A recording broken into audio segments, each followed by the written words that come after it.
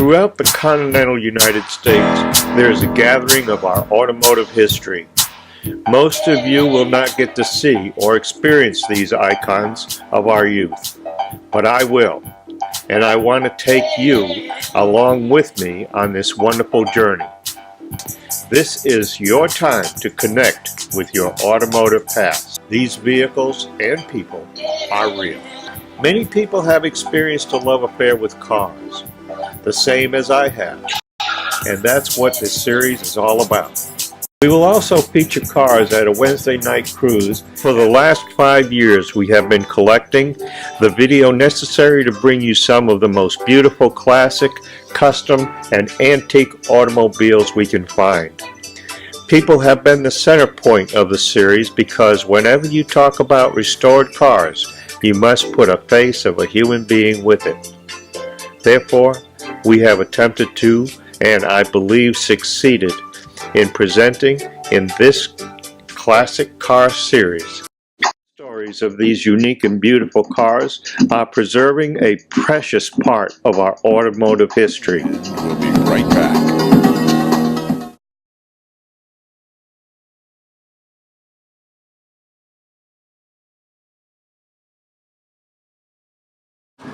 And on today's show, today we're going to take a look at a 1953 Pontiac Chieftain. Red convertible with all the toys. On our On the Road segment, we'll also go to New Hampshire and take a look at early Fords that were refurbished by an expert. You'll see. Now for a little bonus.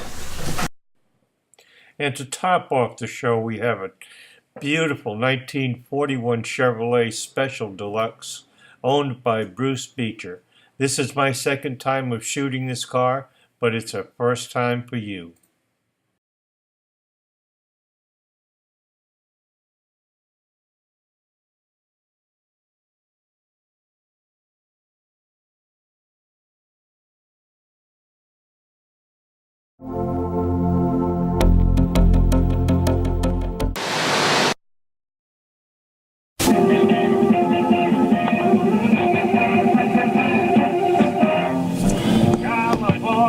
Here I come, right back. 1953 was a good year. Desi and Lucy, along with Ethel and Fred, moved their show I Love Lucy to Los Angeles.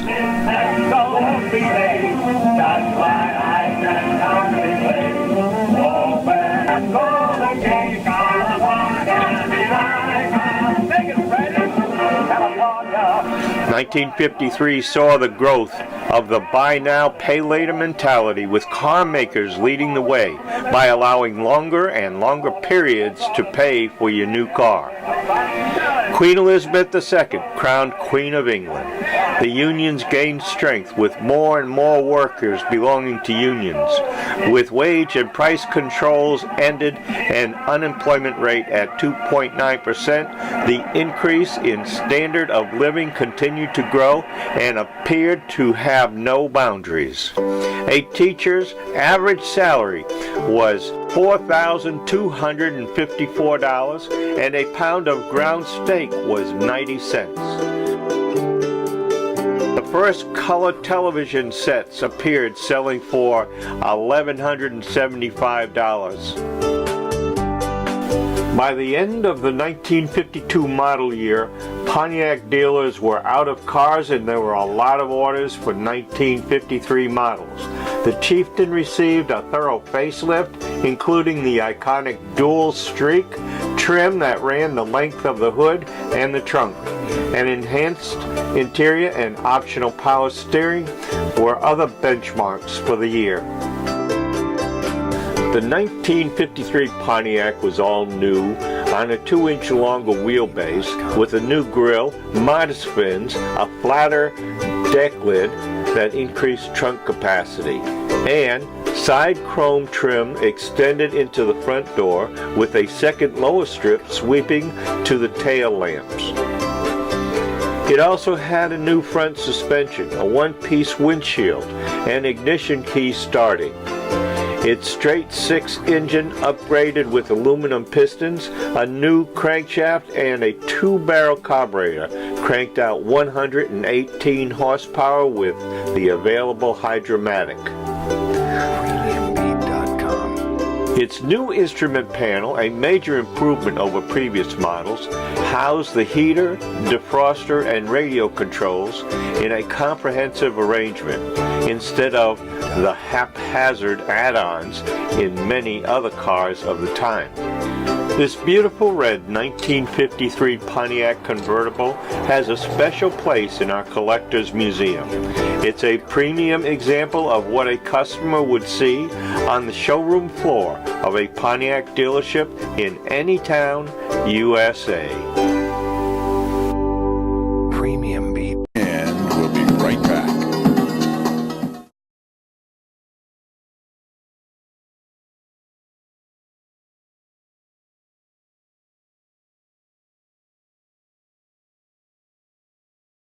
On this show, we'll meet a man who restores antique Fords to absolute perfection.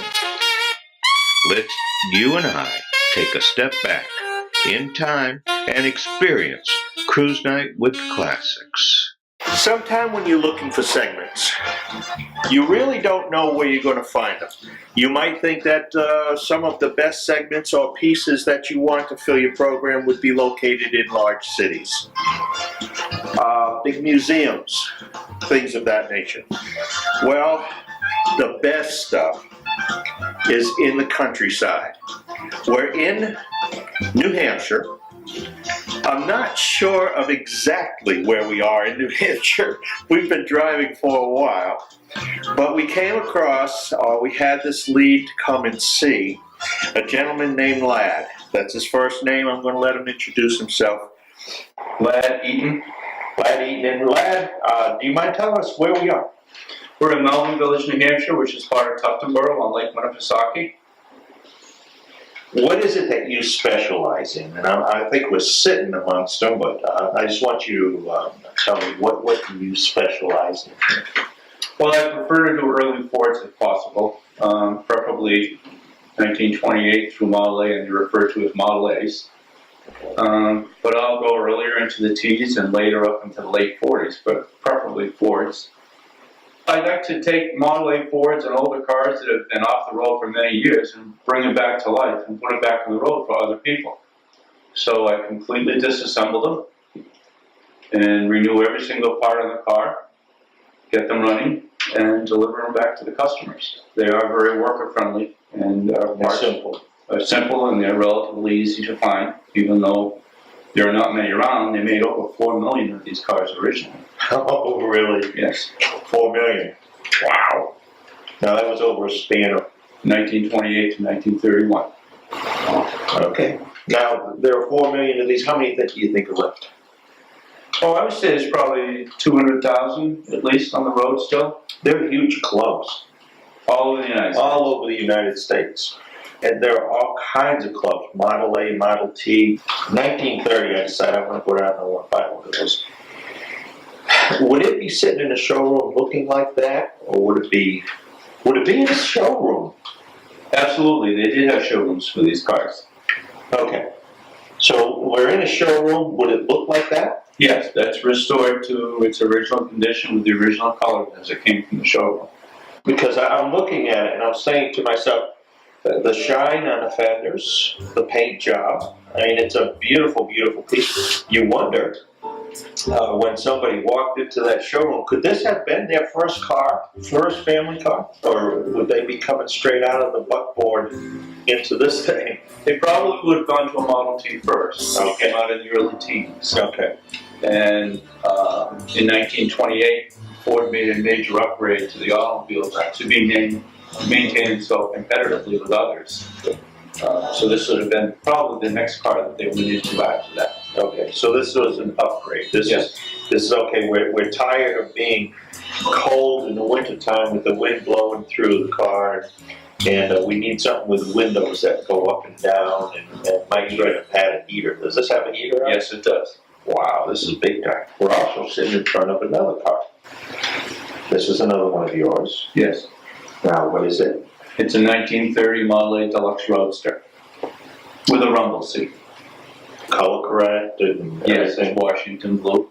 Okay, this is how it would have sat in the showroom? Yes. Yeah. Wow. Okay, now again, I've got to ask these questions because I really don't know. Were these ordered out by the dealer? I mean, they were dealers? They had showrooms? Did the dealer sit there and say, I want a green one, black fenders? Did he order them out? I mean, how did that work? Or did Henry Ford just make them and say, I got this one, this one, this one for sale, you want to buy it?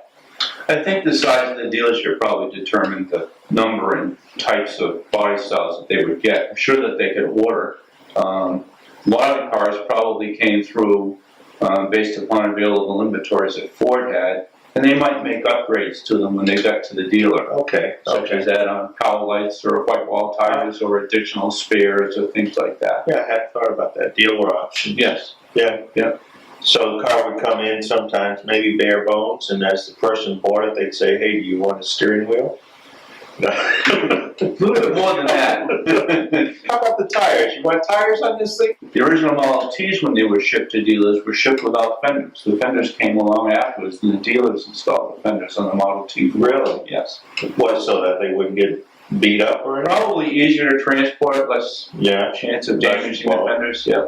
This is a daily driver in the summer months. It's great for backcountry dirt roads. Model A's are really designed for backcountry dirt roads. You were telling me something earlier that I thought was really interesting about the tires on these things in snow and how well they do in snow and on dirt roads. So I'd like you to cover that a little bit more or cover it again. Okay. Model A Fords came with 40 horsepower from the factory, which was not a lot of horsepower. Right. So therefore, you didn't have to worry about spinning tires. Plus, they were always a very tall, skinny tire as well, which goes through the snow much more easily, tends not to get stuck in dirt. And they just perform well because of the gear ratios and the power and the clearances. Okay. Yes. Now, looking at a blue one over here. What's the word on that one? That's a 28 Model A Roadster, which is two-tone blue. It also has black fenders, and if you notice, all of the Model A Fords came from the factory with black fenders. Right. Body styles did have varying colors, which started in 1928. Prior to that, they were always any color you wanted as long as it was black. Ford in 1928 started revolving to colors because people had different choices and wanted style. Well, you just told me something I didn't know, which is not hard to do, by the way, but I didn't know that all of the Fords came with black fenders. You could have the body a different color, but not the fenders. That's correct. I didn't know that. I didn't know that. So that explains a lot. Okay. But I have a question for you that I've always wondered about this. So the gas is right there. Yes. Okay, now, that's right at the dash. That is the dash. That is the dash. Pretty loud. Yeah. Have there ever been any problems with that, with fire or anything? Because there's electrical under there and everything. I'm sure there were. We don't hear about them, but No. I'm sure it was a safety issue. Yeah. In 1932, they moved the gas tank to the back of the car. What was it? One guy was saying that, and I don't know if this is true or not, but he was telling me that he had to drive up a hill. And because of it being gravity feed, he had to back up this hill. Very common with the Model T Ford because the gas tank was under the seat. Okay. So the relationship of the fuel to the carburetor was very similar, whereas Okay. the Model A was higher. So Okay. you didn't have that problem quite as much with the Model A. Okay, so now you also do engines. If someone brought you a Model A, Model T engine, you take it apart, put it back together. I do. All those parts are available, right? Yes, they are. I mean, available. You don't have to go to junkyards to find a head or There- gaskets or... You can't go to a local parts store like a Napa or something like that. I just said a dumb thing. Go to a junkyard. They call them salvage yards now. I don't think you could find a junkyard with one of these things in it, or salvage yard. Yeah. They've all been bought and they're gone. They're out of there. Right. But boy, I just showed my age, didn't I? There are companies that specialize in making all these parts. And we'll be right back.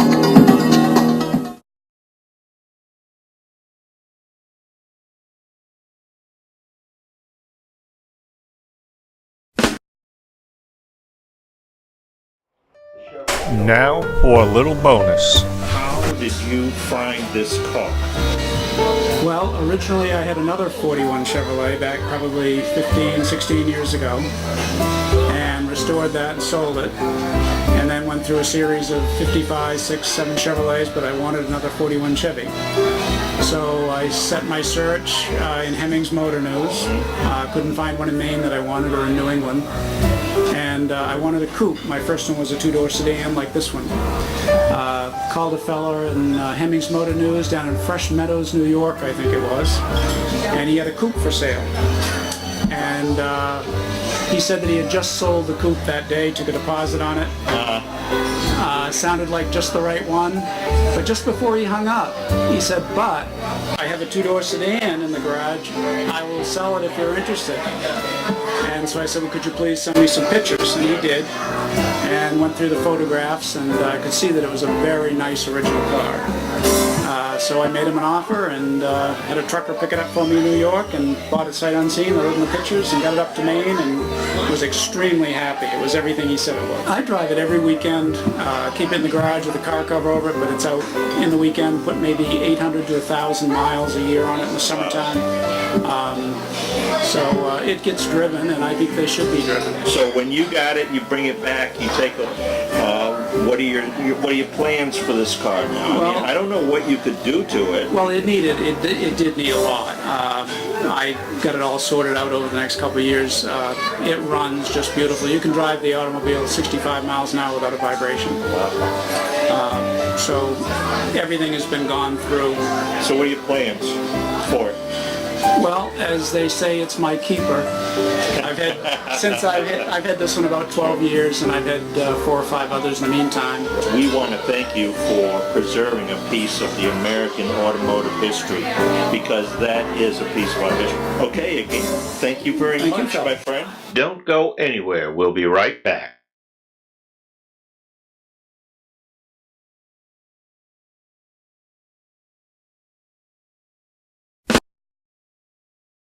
Let's wrap this puppy up with a little bit of commentary. How do I really feel? I have to be one of the luckiest guys in the world. I sit down with them in a garage in New Hampshire in the fall of the year and talk about Henry Ford and his Model Ts and get a second look at a magnificent 41 Chevrolet. They share with me their cars' histories. If it gets much better than this, well, I'll just have to keep going. Somebody's got to do it. It might as well be me.